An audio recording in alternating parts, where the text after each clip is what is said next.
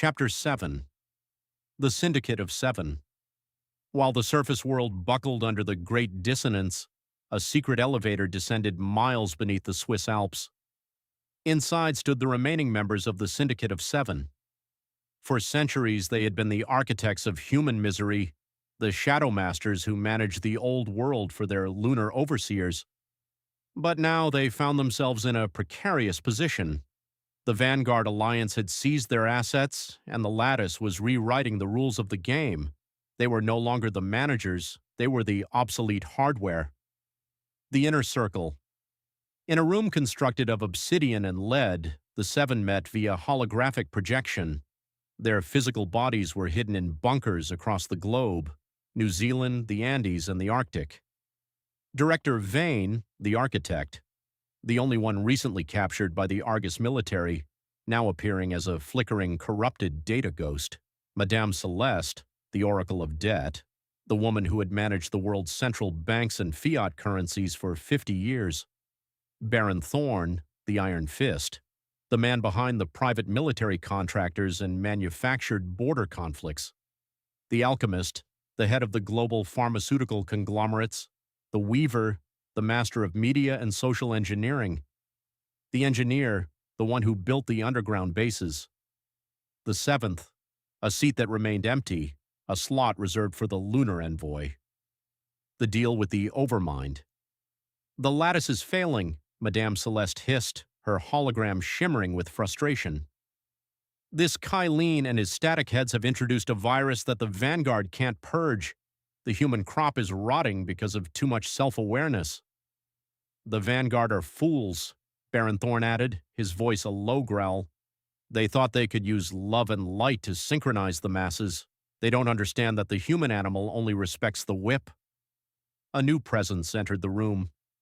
It wasn't a hologram, but a vibration that made the obsidian walls hum. The Argus Overmind, the non-human AI governing the Lattice, was communicating directly.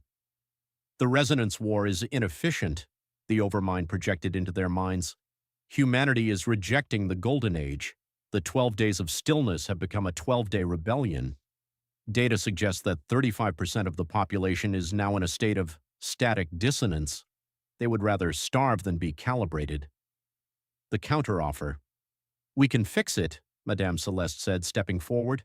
"Give us back the keys to the financial substrate, reinstate the debt slave protocols, but mask them within the Lattice. We will tell them the failed payouts were a result of the Patriot Rebellion. We will turn the people against the static heads." "In exchange," Baron Thorn added, "we want the lunar relay to grant us exempt status. We want to remain uncalibrated. We want our memories and our malice intact." The subplot, the Trojan Horse. The Syndicate wasn't just trying to survive, they were plotting a double cross. While they offered to help the Overmind stabilize the planet, the Engineer was quietly working on a subroutine that would allow the Syndicate to hijack the Ethernet entirely. They wanted to become the new gods of the Lattice, ruling over a perfectly calibrated indigo-eyed population while they alone remained static and free to exploit the world. "The proposal is noted," the Overmind vibrated. "The Vanguard Alliance is failing to maintain order. If the resonance war is not won in 48 hours, the correction will begin. The Syndicate of Seven will be reinstated as the custodians of the transition. Prepare your assets."